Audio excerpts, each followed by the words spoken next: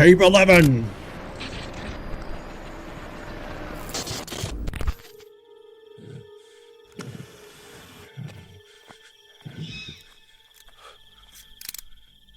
He's starting to realize. Yeah, our Raptor's about. Yes, Muldoon? Ray, I need a capture team down to the Raptor pen immediately. What's going on? Asset out of containment. It's the big one. She's on the loose. God. Okay, on it. I also need medical aid here as well. Are you injured? It's Andre. I'm on it. I've only got my Spaz 12 on me. I haven't got a trank. If I make a shot, it's the kill. I'll be waiting in the observation tower. What is it? Just send backup and don't call this line, I'll call you. Oh, snap.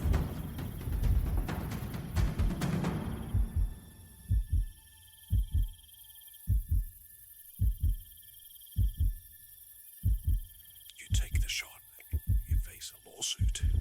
You don't take the shot, she hunts you. You face a lawsuit? He's dead.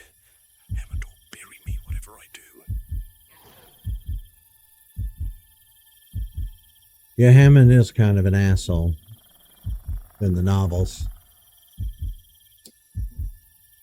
Well, what are you going to do, Robert? She's exploring her new surroundings. Best to keep an armed watch of her until the capture team arrives.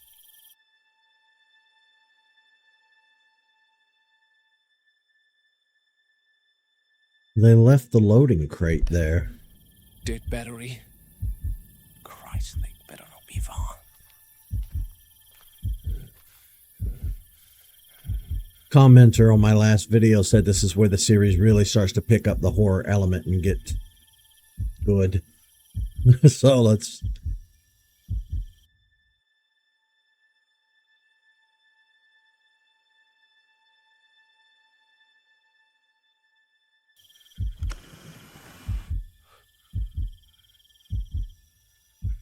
As with Raptors, it's always the ones you don't see.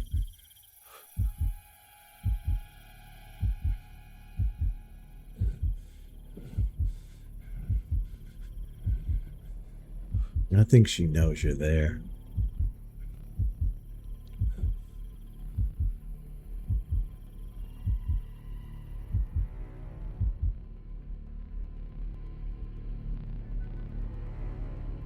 Oh, this is pretty tense.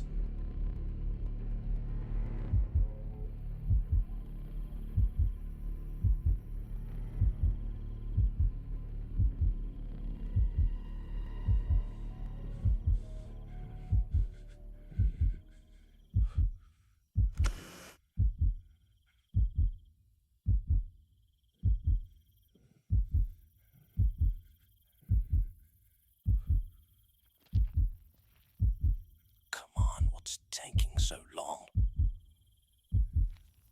If I let her get far, we'll lose her. This will turn into a manhunt that could span hours, damn it.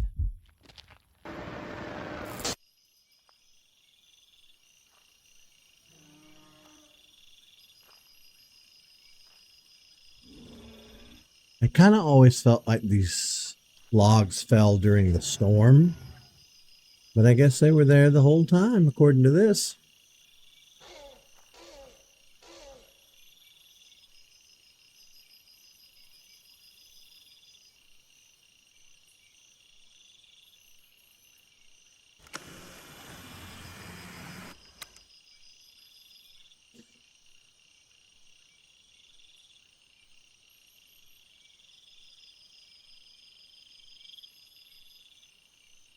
Like, I want to give commentary, but at the same time, I want the tension to be able to build naturally.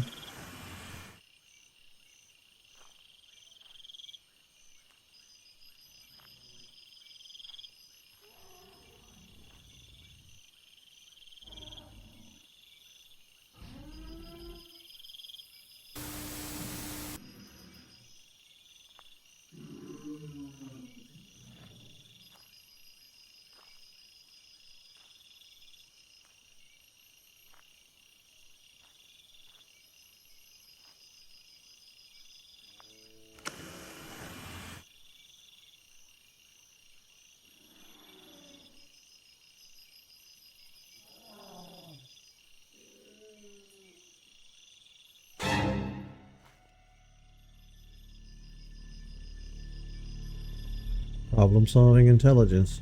They know how to open doors. What's she gonna do?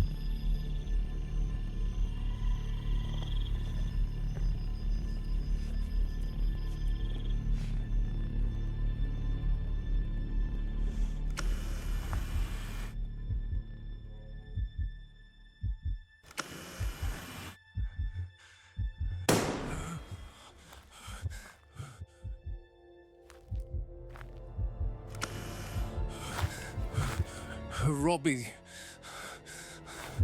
You all right, Muldoon? Arnold, target acquired. I'd never be more glad to see you in my life. Bring it I know, here, right? Muldoon. Get off me. Okay. I'm actually extremely impressed you made that shot through the fence, too. The feeder door jammed halfway through the cow drop. Guide rails must have warped in the humidity. Happens with equipment out here. Metal expands, things get stuck. Usually it's nothing. Usually you shut it down and the animal never even notices. But today the door stayed open, and she noticed. The big one's always watching things like that. Patterns, routines. She saw the opening before Andre. One moment she's beneath the feeder, next moment she's airborne, straight up and out.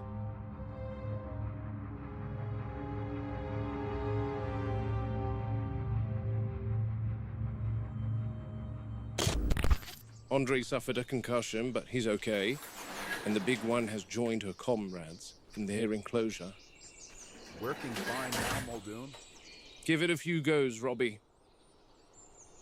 When an incident like this happens, it always prompts review of the containment protocols. Protocols say begin non-lethal containment. Always non-lethal. That's the part they write neatly into manuals. What they don't write is what it feels like standing in the jungle with a predator somewhere in the dark and knowing you've only got live rounds in your Spaz 12. Normally Yep. you'd carry a dart rifle for something like that. Tranquilizer. Quick sedation, animal down in seconds. Clean and controlled. I didn't have one. So suddenly the decision isn't procedural anymore. It's judgment. Out there, I wasn't just tracking a dangerous animal. I was tracking a company asset worth more than most city blocks. Years of genetic work, millions in engineering, incubation, veterinary oversight. These animals aren't wildlife in the usual sense. They're investments, proprietary products. Which means, if you pull the trigger, you're not just killing an animal, you're destroying property. And InGen doesn't take kindly to people destroying their property. Now in Africa, if a lion goes man-eater, the decision's simple. You shoot it. No committee, no lawyers. Ranger makes the call and that's the end of it. Here, you've got accountants and geneticists and executives who've never stood 10 feet from something that wants to spill and gorge on your guts. And they all believe the animal is more valuable alive than the man holding the rifle. So you start doing the arithmetic in your head. How much trouble would I be in if I pulled that trigger? Funny Yeah, I sort mean- of calculation to be making while something like that is hunting in the dark. The way I see it, you're a dead man either which way because if you kill the animal, you're alive, but you've buried yourself in our world, in the human world. You know, I've always wanted to be a park ranger. I've always wanted to do something outdoors. I spent so much time indoors as a kid. And now all I want to do is get outside and breathe some fresh air. You know what I mean? I might be a job I've overlooked, honestly. Yeah, the thing is, I guess he's right in the sense that it is the call of the individual there. Yeah, I guess I never really thought about that before. If he kills the animal, he's basically screwed. If he doesn't kill the animal, he's dead. I don't know. I'm of the thought of kill the animal, deal with the consequences later. I mean, you could always take them to court. Of course, major companies like that are going to have $1 billion or $1 million lawyers, but still, I can't imagine any judge in their right mind would say, well, you know, what was he going to do? Be mauled? course, if things went different last night and she ambushed me, I would shoot her to oblivion. And then maybe I would have survived in the conventional sense. But InGen would end me, end my career, bury me in legal prosecutions, and make sure I spent my remaining days in a jail cell. Yeah. It's a predicament that I've never wrestled with before, and I sure as hell hope I never have to again. In the end, no blood spilled, not hers, not mine. Which means, on paper, the system worked. But I'll tell you something they won't put in the report.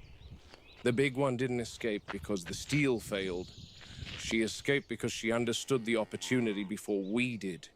And that's the real problem with these animals. They aren't just dangerous. They're learning. Clever girls.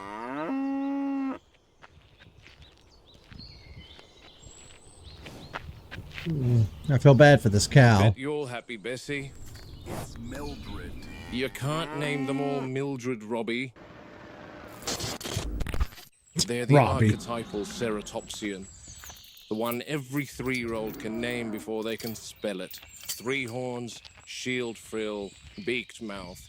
Triceratops is the blueprint people carry in their heads when they think of dinosaurs, second only to Tyrannosaurus in public imagination, and considerably easier to manage, provided you respect the fact that you're dealing with 6 tons of muscle wearing a battering ram on its face. 4 residents currently in this paddock, 2 mature females and a pair of subadults, the youngest barely past her first major growth spurt. I've been waiting to see the Triceratops, though. Their social structure is tight, protective rather than hierarchical in the aggressive sense. Lady Margaret stands at the center of that cohesion, broadest frill, calmest disposition, and the others orient to her the way compass needles find north. Good morning, ladies. Triceratops herd dynamics are built on cohesion and mutual protection rather than rigid dominance. The adults form a defensive core, orienting their horns outward while keeping juveniles shielded within the group's center, and movements are guided by calm, experienced females like Lady Margaret, whose steady behavior signals safety to the others. She's almost 9 years of age and has essentially reached her maximum size. Big, healthy girl. She's the closest thing this herd has to a matriarch. If she settles, they settle. If she spooks, you clear the area and climb something sturdy. InGen wants 8 Triceratops in total, and another batch is currently being nurtured on Isla Sorna. They're several months old at the moment, but when they hit about the 1-year mark, they'll be transferred to Nubla to join this lot. I wonder how the integration will go, because we saw the Stegosaurus integration. We've seen the problems with the They've heard my T-Rex. Jeep pull up, and I know they've been eyeing the carrots. Supplemental not necessary, but it keeps them clustered here and engaged. Today I need them occupied. More precisely, I need Lady Margaret occupied. Her protective instincts are exemplary. If she thinks the youngster needs defending, she'll put herself between us without hesitation.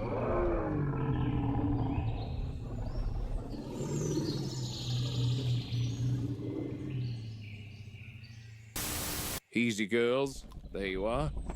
Keep that attention here. The others always follow her lead. No agitation, no alarm snorts, just the low, resonant feeding sounds of content herbivores. I love the deep I can enter rumble. from the east service gate and see what's happening with number 4. Yesterday, one of the workmen said that the youngster was laying down for the entirety of his shift, so she needs checking on. And I can only do that with these guys occupied. Last thing I want is a protected response when there's no threat to respond to. All right. I can vouch for the workman's observations as I've been watching her separate herself over the past 48 hours. Not exclusion, more a quiet withdrawal.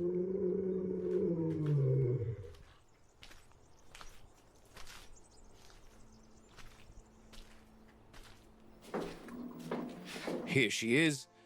This is the youngest of our Triceratops. She's just over 3 years of age. Normally, she's got a spring in her step, but lately she lags at feeding time, beds down apart, rejoins briefly, then drifts away.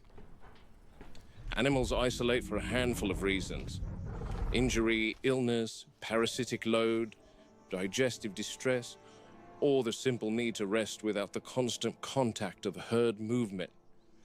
Prey species especially will remove themselves if they feel compromised. They see it as better one vulnerable individual than compromise and slow the entire group. At the very least, she's alert, eyes tracking me. No panic, no attempt to rise and flee.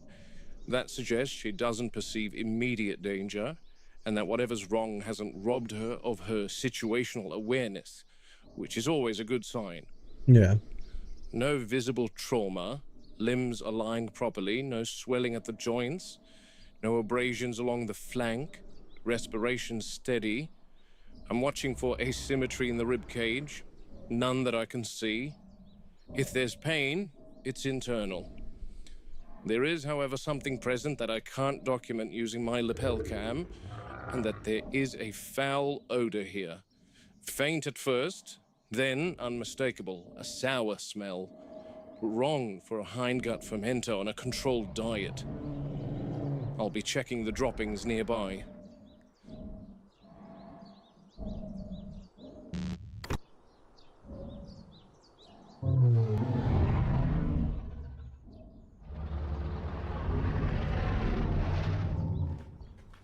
Stools are well formed, but with that same foul odor. That points toward gastrointestinal upset rather than systemic infection. Possible causes: spoiled forage after the rain, ingestion of toxic plant matter sprouting throughout the paddock, or microbial imbalance in the gut. Ceratopsians rely on complex fermentation to break down cellulose from the plants they eat. Disrupt that flora and you get gas, discomfort, lethargy, and withdrawal from the herd. See how she's laying? She's got her legs beneath her, resting her stomach on the ground. This is the classic guarded posture of an animal with abdominal discomfort. You see it with little kids when they have an upset tummy. They'll hunch over and rest their folded arms into their bellies. This is the quadruped's equivalent of that. If it were a limb injury, for example, she'd favor one side. This is centered, protective. I'm watching her flank for bloat. Acute tympany would be an emergency. That's when you hear sounds from the abdomen that could signal intestinal obstruction. This looks subacute. Unpleasant, but survivable with monitoring. Behind me, I can hear Lady Margaret's low rumble. It's a contact call, not alarm. She knows where the youngster is. She's not rejecting her, she's giving her space while maintaining auditory reassurance. That's the distinction people miss. Herd defense isn't always a wall of horns. Sometimes it's trust that the vulnerable member will return when she's ready. I wonder what they do with all of the waste. If they said in the novel, I don't remember, but I mean, I know that zoos have this distinct smell to them. You can smell a zoo from the parking lot. You can smell a zoo from down the street. You can smell a zoo before you even get close to it. And depending on the species and depending on the animal itself, I remember the first time I was ever punched in the face. Ooh. All right. I remember first time I was ever really punched in the face. There was some sort of cat species at my local zoo, and they were notorious urinators, and it went above and beyond just cat markings. It was some sort, like, they had signs on the fences that specifically warned about staying away, that you might get sprayed, and like a skunk would do. And I'll never forget that smell for as long as I live. But I do wonder, because that's a metric tons of fecal matter that they're probably cleaning up, on this island, and I don't know where they would deposit it. You can't just throw it in the corner somewhere. You know, it builds up too fast over time. They'd have to be exporting it off the island and doing something else with it. Um, and then, of course, with extinct species like this, you don't know. You run the risk, of course, of parasites and other unforeseen circumstances. You know, that's kind of what this whole series was about, was the chaos of uncertainty and the lack of you know, control that you're able to have over things like this. So I'm sure there's, you know, like how could we possibly know the dietary requirements for an animal that's been dead for 65 million years? How could we know what's needed to keep healthy gut bacteria? You know what I mean? Paleo veterinarians are not a thing. Well, they weren't until Jurassic World, but Lady where does the Margaret poop isn't go? driving her away. She's holding the perimeter steady, so the youngster can recover without pressure. If her complaints turn out to be dietary contamination or microbial imbalance, we can correct it. If it's intoxication, we need to identify the source before the rest of the herd is exposed. And of course, we know later, you know, what was it? Uh, West Indian lilac or something like that. We know they're toxic, but the animals don't eat them. Are you sure? I'm pretty sure. There's only one way to be positive. I'd have to see the animals droppings. Ellie goes all hands in, you know what I mean? As long as Lady Margaret keeps the herd calm and the youngster remains responsive, we let nature do what it does best: heal quietly, on its own terms. I'll recommend a review of the forage in Triceratops territory, and what that'll mean is checking on the Euoplocephalus and the Styracosaurs, because all three species share that exhibit in the park. Rixie. It also Twice means collecting I've a heard stool her. sample for Harding to analyze.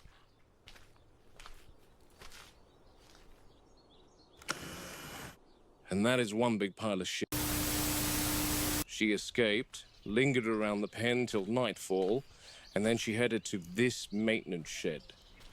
There's usually not much rhyme or reason when it comes to animal behavior most of the time. They sense something and then they react. But the big one seemed really curious about that shed, and I'm really curious as to why. I've had a quick scrub through the footage from last night and increased it to maximum exposure, but I couldn't make out anything in the darkness. I thought I heard something and felt a presence here. Working in Africa does that to you. You develop a sixth sense that helps you detect when a predator is eyeing you. And I felt that last night. No surprises, left the gate open after they took her. Bloody useless. Now, she was very interested in being here. Animals sometimes work off a scent that could be carried in the wind or smeared across the ground or along foliage. Our olfactory capabilities are laughable in comparison, so it's very possible that she caught a whiff of something that brought her here. But remember, these animals haven't seen anything of this island outside of their enclosure, so her surroundings could definitely contribute to sensory overload and overwhelm her. And then she tried digging at the shed door. Actually, better check that the team didn't leave that open too. Nope, locked. Good. Nothing sticks out to me at the moment, so it's best to...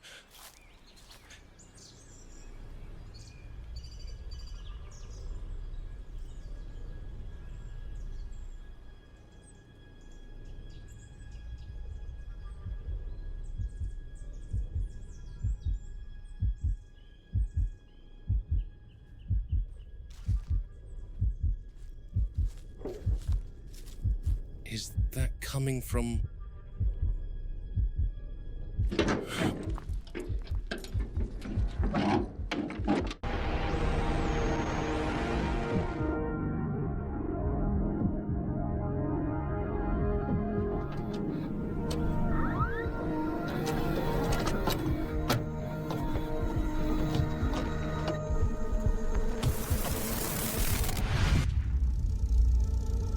The raptor call is coming from inside the house.